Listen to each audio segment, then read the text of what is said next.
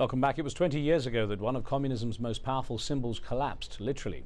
We're examining how life has changed across Europe following the fall of the Berlin Wall. With me for that discussion is Dr. Nina Khrushcheva, a professor at the New School and senior fellow at the World Policy Institute. Here in DC, I'm joined by Annette Heuser, the executive director for the Washington office of the Bertelsmann Foundation, a German non-profit organization. And Peter Schneider is a German commentator and author of over 20 books, including The Wall Jumper. He's joining us from New York as well. Let's get back to a question actually for you, Dr. Khrushcheva, which came in from a viewer who I guess has a certain amount of resigned cynicism. It's from Ohio in the USA, and Matt Mustafa Crouch wrote in saying, "The visible brick wall came down as global corporate economic walls went up. Then the electronic Iron Curtain of misinformation descended around the entire US border. The more things change, the more things stay the same." How do you feel about that comment? Well, I could see where it's coming from, because the assessment is certainly valid, but I would take ideology out of it, because it is an open global world, and nobody promised really better people or better humanity. It's just people were promised freedom, and freedom was delivered. But ethical behavior, moral behavior, legal behavior, and free behavior is a choice. And I think this is not the question of whether the fall of the Berlin Wall and the death of capitalism was good or bad. Is just how we make capitalism better. We've got a caller on the line from Virginia who's been standing by. Oliver, what would you like to ask? Thanks for having me.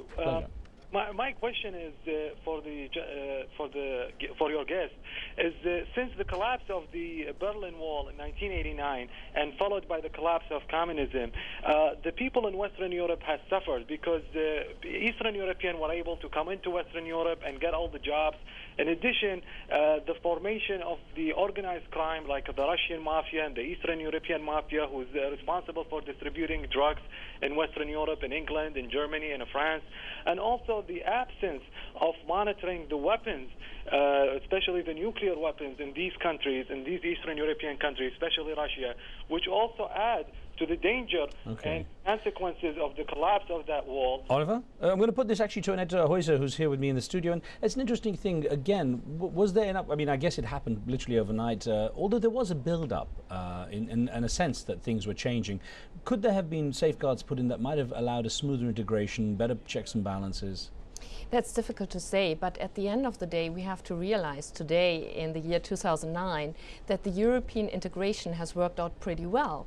We have 27 member states right now integrated in the European Union, and you can only enter this European Union if you fulfill certain criteria, for instance, rule of law. And of course we have a job to do when it comes to the integration of other countries such as Ukraine, for instance, but this needs to be decided at a later stage. Now, has it been a totally smooth integration? Of course, Russia has taken issue with many of the former Eastern Bloc countries joining the European Union. Is it creating its own sense of a new sort of Cold War or chill war in some way? I wouldn't put it that way. For me, it's clear that today's Russia is trying to transform itself domestically and has not found its place within Europe as well as in the world. And I wouldn't see Russia as a threat. Quite the contrary. I would see Russia as a partner to work with, first and foremost, on issues such as our viewer mentioned when it comes to non-proliferation. Peter Schneider, to what degree, when you look at how everything happened in the sequence of events, to what extent does Mikhail Gorbachev, you know, who was famous for his pronouncing his glasnost and perestroika policies, get too little or too much credit for what happened?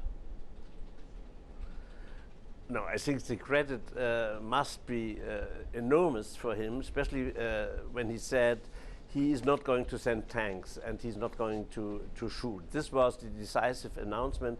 And when he made this announcement, it was foreseeable that the wall would fall and that unification would follow.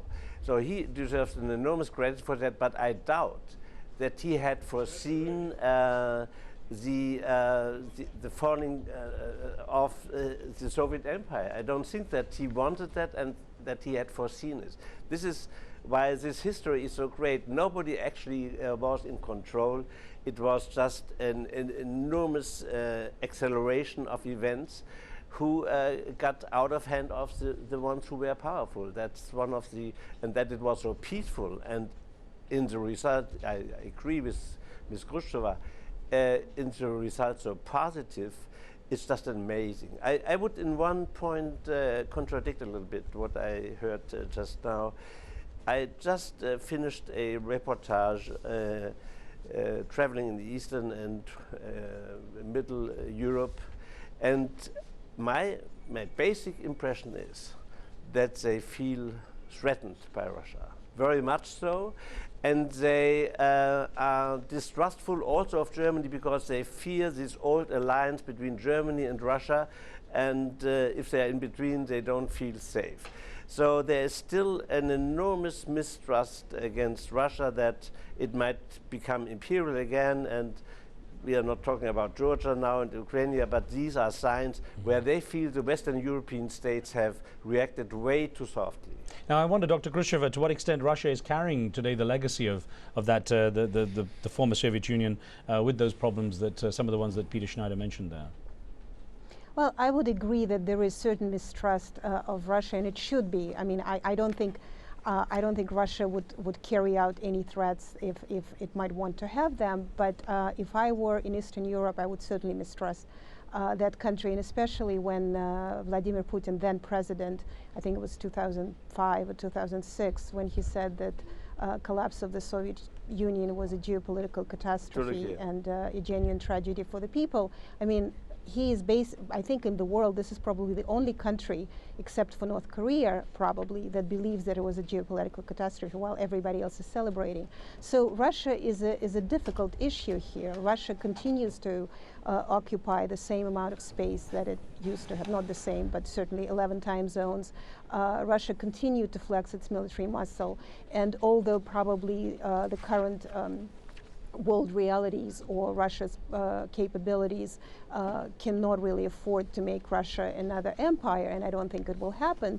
But Russia should certainly be approached with caution, because even the two heads of states that Russia now has provide for a very incoherent policy. As you know, President Medvedev says one thing, and Prime Minister Vladimir Putin says another thing. So if I were in Eastern Europe, I would be watching out for Russia. Probably not be afraid, but certainly be very, very cautious. And to what extent has the global financial crisis, which has been seen largely as precipitated by America and the West, given ammunition to those who strongly support the strongly socialist approach that the communist regimes used to have to the markets and to the economy? Has the Western model been proved wrong? We see clearly in today's world that the so-called West, Europe and the US have no longer the monopoly when it comes to offering role models to the world. And our model of how we rule and run financial markets have been highly questioned. And that is the reason why we have right now the G20, where we have to negotiate with others, including Russia and China and Brazil, for instance, which kind of structures we need into place in order to safeguard our economy in the future. And Peter Schneider, a quick thought here that came in from our live station chat room. Marston in the US is asking, saying, Ukraine is one of the comparative success stories of free market economics. What differences in policies have allowed that to happen? Any thoughts on that? Well, I mean, the miracle is that all these countries that were under Russian rule, that they had now the possibility to enter free democratic models of acting. Of course, it will take a long time until this can be really working. We cannot say that Georgia and Ukraine is a functioning democracy, and this is even true for many other states who are trying to get into the European Union. But let's face it again, it was unthinkable before November '89 that we would live in a united Europe with all these countries that were under Russian rule now belonging to the free world. It's a fantastic, incredible, to the very day, it seems to me an incredible result. Well, but one word about the financial crisis.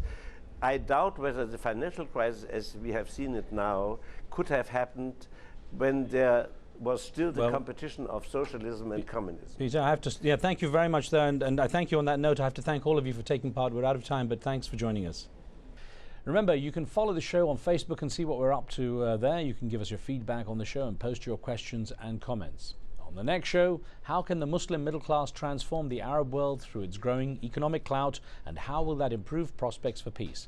Influential writer and analyst Vali Nasser outlines a new paradigm for future relationships between Islamic countries and the West. Be sure to tune in for that, but for now, from me and the team, goodbye. We'll see you next time.